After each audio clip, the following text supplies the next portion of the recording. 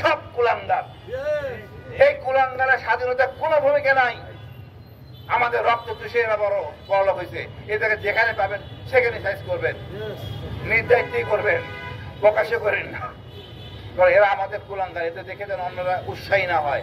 আমাদের উচিত এখন ন্যায় বিচার প্রতিষ্ঠিত করা, যেন আমরা নিজেদের মানদণ্ডে দাঁড়াতে পারি। আমরা ভুলে যাই আমাদের সুশীলরা লাভ দিলে ধরতে হবে। আমি শব্দের অর্থ হলো জালিম, অন্য কোনো শব্দ নাই। এই জালিমের কোনো স্থান বাংলাদেশে নাই।